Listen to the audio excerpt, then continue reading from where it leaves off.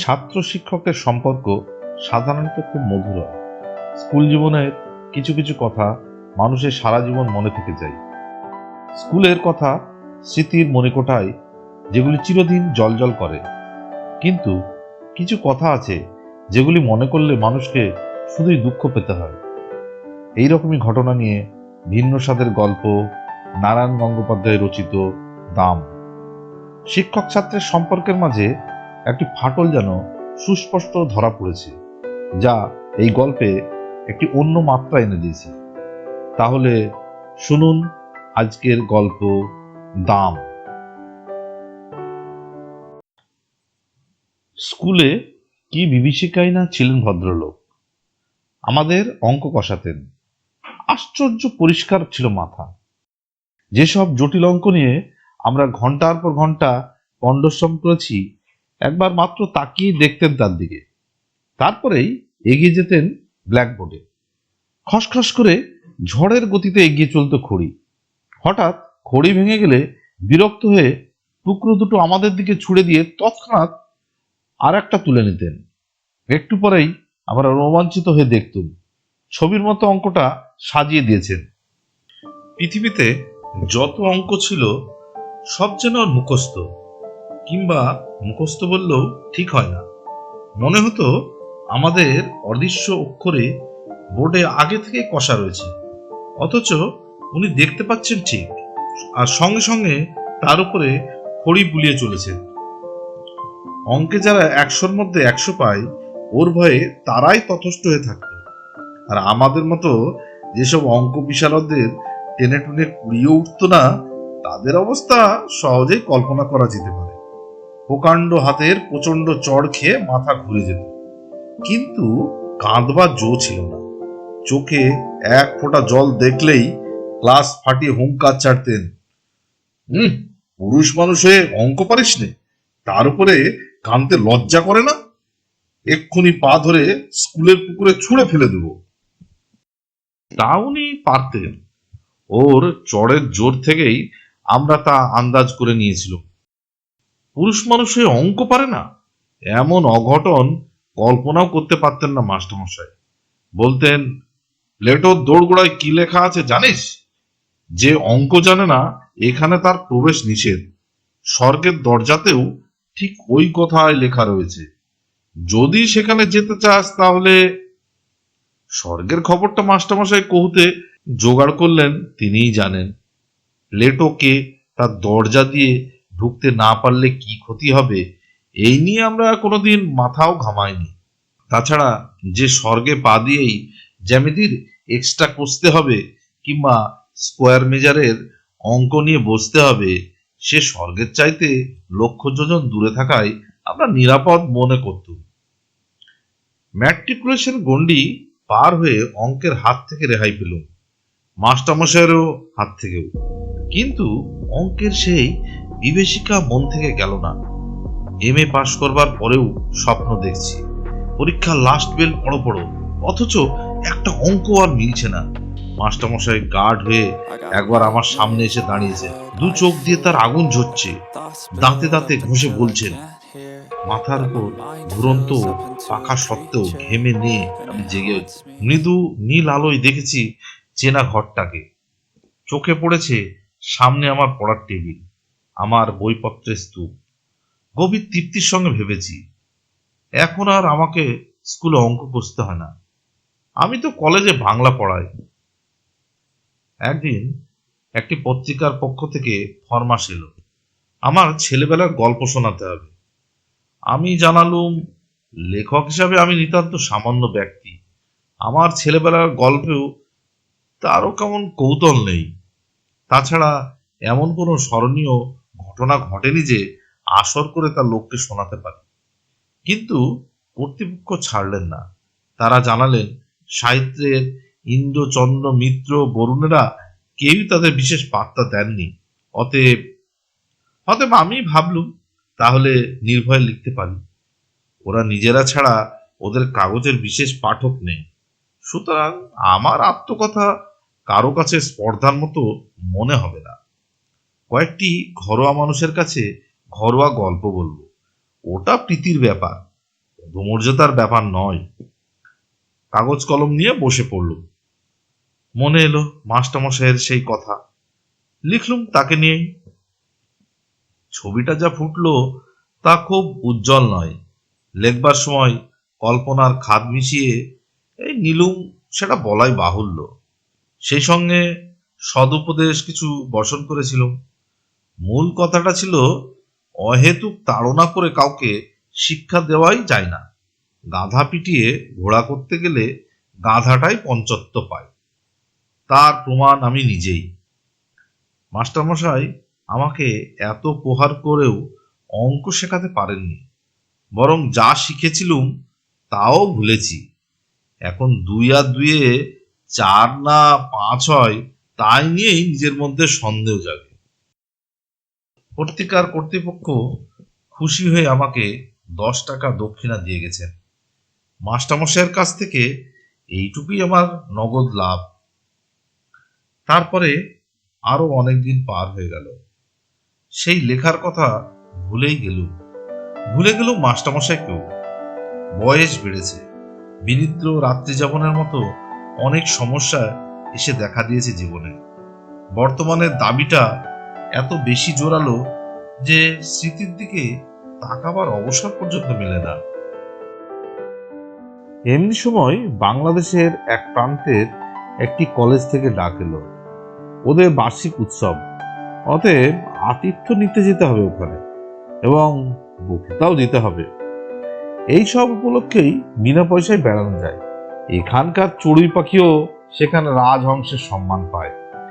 কলকাতা থেকে দূরত্বটা যত বেশি হয়, আমাদের মতো নগণ্যের পক্ষে ততই সুখবহ। আমি সুযোগটা ছাড়তে পারলাম না। গিয়ে পৌঁছতে চা খাওয়ার আতিথেয়তায় উচ্ছ্বাস।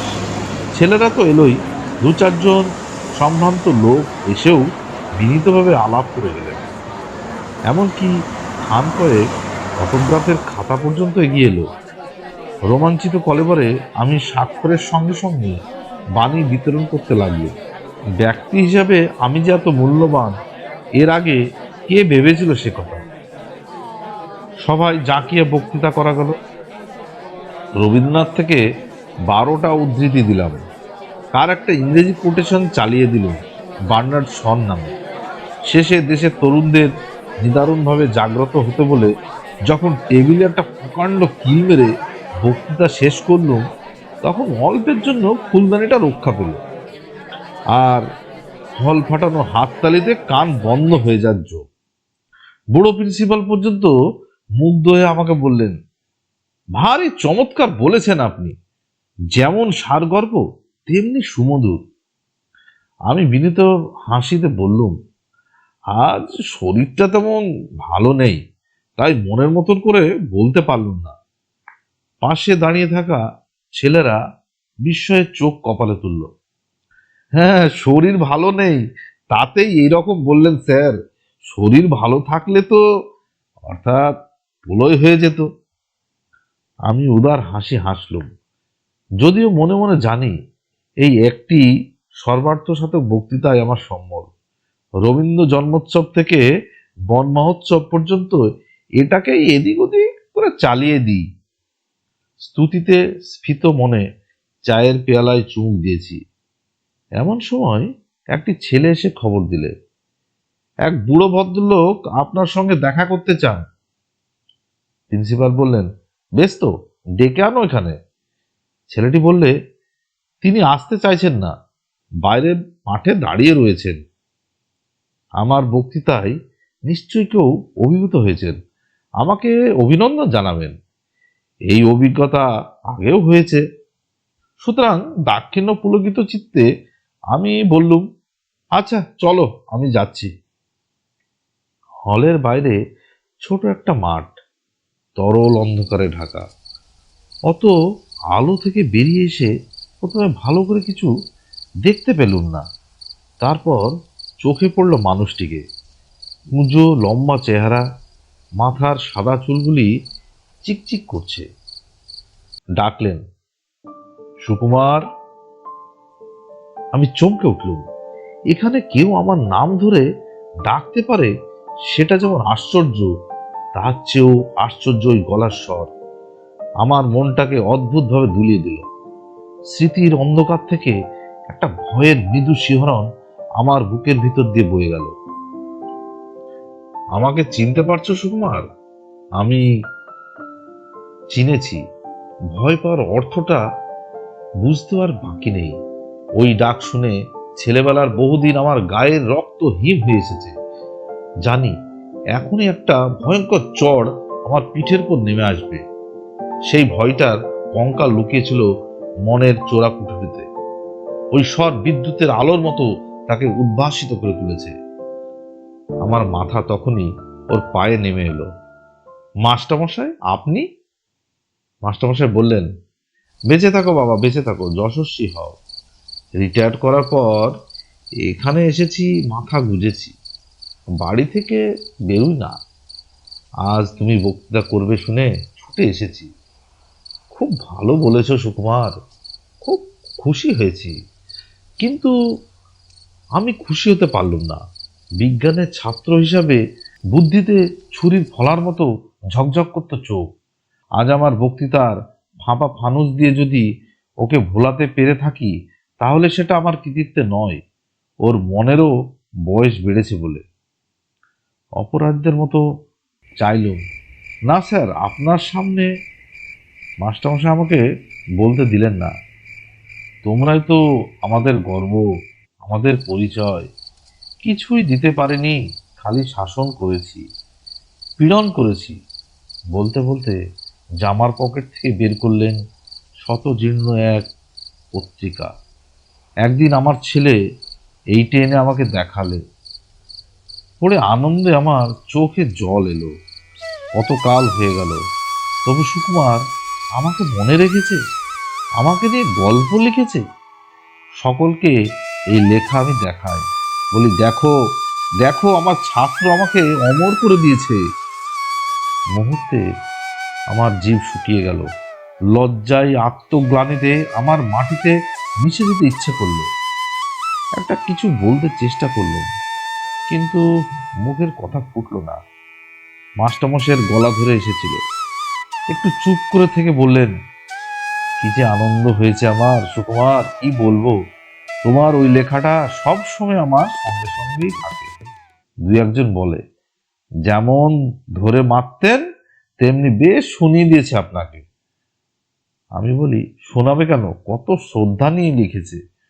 আর সত্যি তো, অন্যায় যদি করেই থাকি, ওরা ছাত্র, ওরা সন্তান, বড় হলে সে অন্যায় আমার শুধরে দেবে বই কি।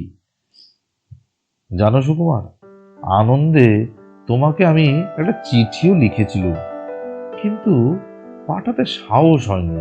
তোমরা এখন বড় হয়ে গেছো, এখন আর বলতে পারলেন না। আবছা আলোয় এখন অভ্যস্ত হয়ে উঠেছিল। দেখলুম মাস্টারমশাইয়ের চোখ দিয়ে জল পড়ছে। মনে হলো স্নেহ, মমতা, ক্ষমার এক মহাসমুদ্রের ধারে এসে দাঁড়িয়েছে। সেই স্নেহ কোটি মণিমাণিক্য দিয়েও পরিমাপ করা হয় না।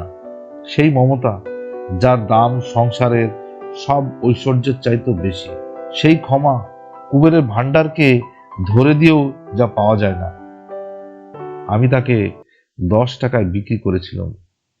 এই অপরাধ আমি বইব কি করে? এই লজ্জা আমি কোথায় রাখবো?